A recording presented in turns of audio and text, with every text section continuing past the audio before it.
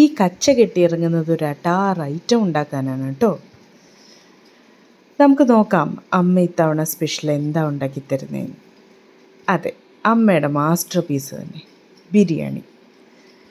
എവിടെ പോയാലും എവിടെ നിന്നെല്ലാം എന്തൊക്കെ കഴിച്ചാലും എനിക്ക് വീട്ടിൽ വന്നാൽ ഒരു തവണയെങ്കിലും അമ്മയുടെ ബിരിയാണി കഴിക്കണം. അത് അമ്മയ്ക്കും അറിയാം. അതുകൊണ്ട് തന്നെ ചെല്ലുന്നതിൻ്റെ 2 ദിവസം മുന്നേ തന്നെ അമ്മ ഒരു മെനു ക്രിയേറ്റ് ചെയ്തിട്ടുണ്ടാവും. അതിൽ പ്രധാനിയായിരിക്കും ബിരിയാണി. ബിരിയാണിക്ക് വേണ്ട ചേരുവകളെല്ലാം തട്ടിക്കൂട്ടി തുടങ്ങി അമ്മ. ഇന്ന് ബിരിയാണിയിൽ ഒരുപാട് വെറൈറ്റികളുണ്ട്. പല നാട്ടിലേക്ക് പല രീതിയിലാണ് ബിരിയാണി വയ്ക്കുന്നത്.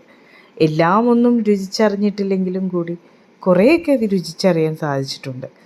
എങ്കിലും നമുക്ക് എത്ര നല്ല ബിരിയാണി കഴിച്ചാലും ആദ്യത്തെ ബിരിയാണിയുടെ ഫീല് അതൊന്ന് വേറെ തന്നെ.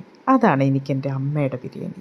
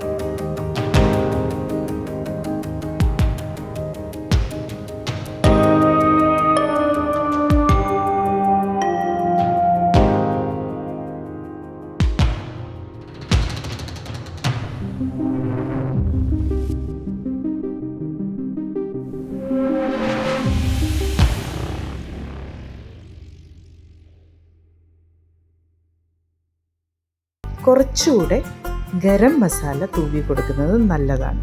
ദമ്മിൽ നല്ല സ്മെല്ല് കിട്ടിക്കോളും. കൂടെ നെയ്യിന് പകരം അമ്മ അധികം ഉപയോഗിക്കുന്നത് വെളിച്ചെണ്ണയാണ്. ചെമ്പിന് മേലെയും താഴെയും ഒരുപോലെ ചൂട് കിട്ടണം. അതിനു വേണ്ടിയാണ് അടുപ്പിൽ നിന്ന് കനൽ കോരി മേലെ ഇടുന്നത്. താഴേന്ന് അത്യാവശ്യം നല്ലപോലെ കനൽ കോരി എടുക്കണം. അത് ചെമ്പിന് മേലെയും വെച്ച് അമ്മ മൈദ കൊണ്ട് അലങ്കാരപ്പണികളൊന്നും ചെയ്തിട്ടില്ല കേട്ടോ. ഞങ്ങളുടെ മൈദയ്ക്ക് പകരമുള്ള ആൾ ഞങ്ങളുടെ അമ്മിക്കുട്ടിയാണ്. അതങ്ങ് കയറ്റി വെച്ചാൽ മൈദയ്ക്ക് തുല്യം തന്നെ നല്ല കിടിലനായി ദമ്മ് വീണു. ഒരു 20 മിനിറ്റ് കനലിലിരുന്ന് ആ ദമ്മ് പൊട്ടിക്കുമ്പോഴുള്ളൊരു മണം,